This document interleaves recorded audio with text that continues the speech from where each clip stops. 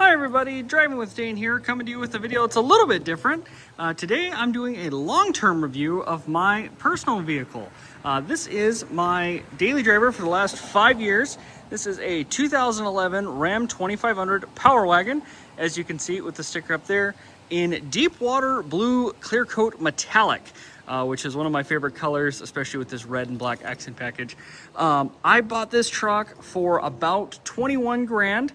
Back in 2020, April of 2020.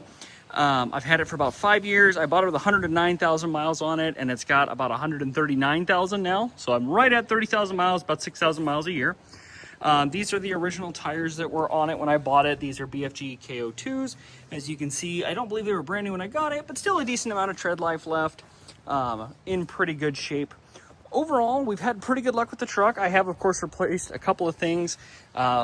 Easy one to show, obviously these rough country shocks back here. I did have to get a new front drive line or U-joint, I believe, right before we moved to Iowa here. Basically just was getting some play in it, and eventually those will fall out and cause a lot of issues, especially if you ever need your four-wheel drive. So I replaced those two things, but overall I've loved the truck. As you can see, it has the 5.7 Hemi, which is one of the most common V8s from anyone from anything in the Chrysler group. Plenty of power for this truck, about 383 horsepower and right around that 400 pound-feet of torque number. This truck also has a grill guard on it. It was on there when I bought it. I did add this tonneau cover, which I think has helped a lot. This is a 3/4 ton, so it comes with the 6'4" bed. It also had this super handy little rear backup camera added. Aftermarket, but it was on there when I bought it. It does have a B&W turnover ball in there. Excuse a piece of cardboard up there. As you can tell, like I said, it is a daily. I haven't actually used the turnover ball, but it's been nice to have it. It is wired for it as well. This truck will tow right at 10,000 pounds. But I do love that it's bed lined. We have towed and hauled many things with it. The biggest thing I ever did was hauled my 22 Challenger Hellcat that I don't have anymore. I actually got out of it to get into this house you see.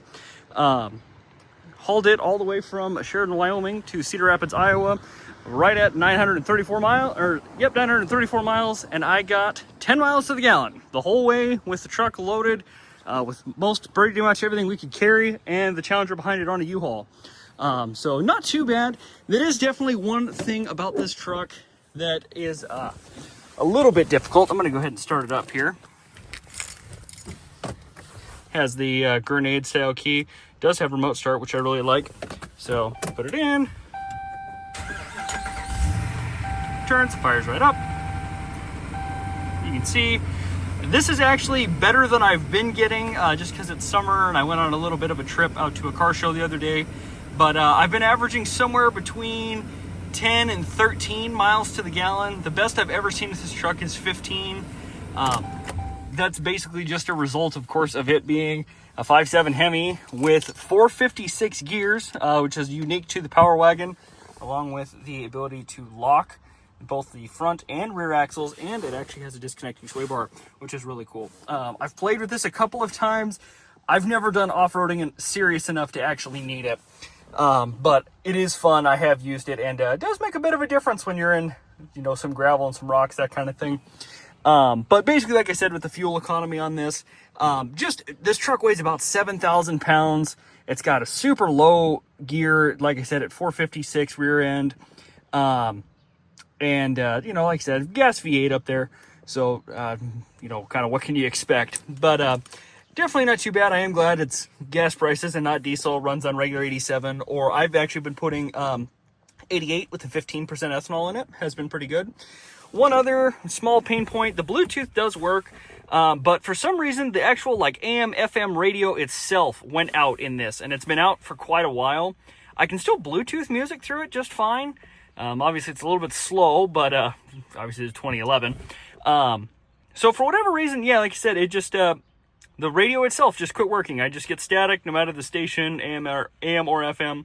So I'm actually going to get this replaced with an aftermarket unit here tomorrow, actually.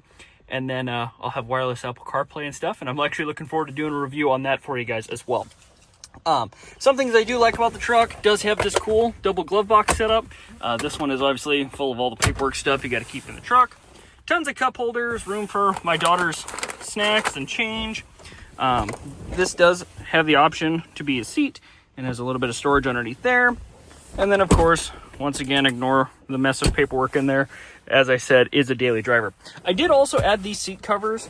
Part of the reason I did that is Dodges have this thing where basically this piece of seat right here will over time wear out, and then you'll see the foam, and you can actually see that I have chewed the seat cover up a little bit just over time, but it's done its job and protected the seat. And this is a really cheap Walmart seat cover, so I'm not too upset about it, especially as you can tell the super good job I did installing it.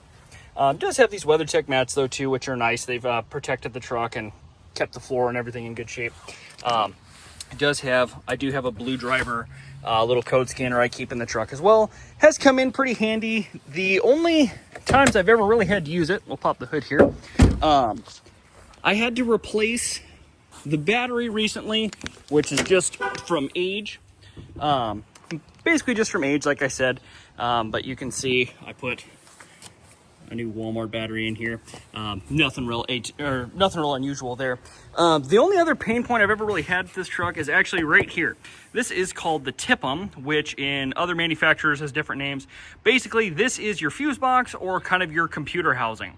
Now, apparently what had happened, what I was told, is there's a fuse in here that isn't strong enough to handle the amount of electricity that gets ran to it. So what happens is the fuse goes bad, and then the truck will sit here and crank and crank and crank, or start and then immediately die, basically because the fuel pump and the engine or computer are losing communication. So I replaced this once with a remanufactured one and had the same issue. So what they did is actually added this little auxiliary fuse right here. This is a dealership in Sheridan, back where I'm originally from. Added this little auxiliary fuse. You can see ran the wire, and truck's been trouble-free ever since. I've really enjoyed that about this truck. It has never left me stranded, and it has always started, even when it's super, super cold out. Starts up, first try, doesn't crank real long. Sometimes it makes a little bit of an unhappy sound, but overall has been reliable and been really good to me. And I have used it. One time I was in the mountains with a buddy of mine, and my wife and his wife, and we went through a big mud puddle, and I splashed a whole bunch of water into my intake, flooded the filter, but the filter caught it all. We took the filter out, shook it out as best we could, dried it off, got down the mountain, because I did stall it, drove it down the mountain, put a new filter in, right as rain, good as new. I have also replaced spark plugs in this, again with my friend. The spark plugs, because it's a 5.7 Hemi, there are 16 of them, so there's actually 2 per cylinder underneath the coil pack, you can see there. So that's basically been the extent of maintenance I've done to the truck. The other thing I really love about the Power Wagon is they actually come with a factory 10,000 pound Warn winch. Now I actually have used this a couple of times, mostly to get other people unstuck. I've never been very successful getting myself unstuck with it. Same friend who did the spark plugs with me, I actually pulled him out in a couple of Fords a few times, and he's a big Ford guy, so that always made me smile a little bit. But that being said, I have been pulled out by more than one Ford as well. So overall, like I said, been a pretty good truck to me. We'll go ahead and shut the hood here. Shuts nice and solid, which I like. I also enjoy, this does have the tow mirrors. Not something I use super often, but I do like having the flexibility. These just give you so much more visibility, and I like that you have this spotter mirror so you can really see what you're doing. These mirrors are heated and do work really well.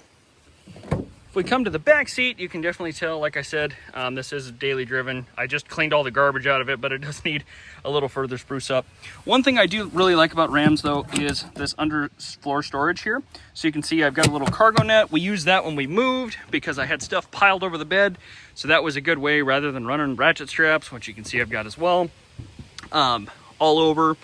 The other thing I like, it's pretty good size. So my wife likes to sit in this passenger seat and likes to sit way back. Let me push my kids' toys over. And I'm 5'10". I've got plenty of leg room here, even with her seat reclined way back. And you know, I can still sit 2 people back here and a third one up front, which I have done when I've had my in-laws and that kind of thing in town. You do have vents back there. The other thing I like about this is, like I said, this is in 2011, the Power Wagon was actually the base model. but it's kind of got everything I've wanted. It has the remote start, which is wonderful for the winters. It's got all the cool off-road stuff, and the styling, love the styling. It's still, every time it's cleaned up, this is one of the most beautiful trucks I have ever seen. I still believe that, even comparing it to the newer Power Wagons. I know I've covered one of those on my channel as well. One thing that has troubled me, and maybe you guys can tell me about, this says Texas Edition on it. I've never seen the original window sticker for this truck, but I've kind of tried to Google it, and I've asked around to some people that know a lot, and I have no idea what the Texas Edition actually is. So overall, like I said, just kind of a long-term review of the truck. Been really happy with it. I still love it every day when I drive it to work. I've driven it to car shows and everything else like that. So been a big fan. Like I said, I've had it for about 5 years, and with only doing about 6,000 miles a year, hopefully I can keep it for a long time and maybe save up and afford some more cool cars to do long-term reviews for you guys on. Like I said, always like and subscribe if you enjoyed. Let me know if you like reviews like this and what else you want to see. Again, Driving with Dane, thanks for your time.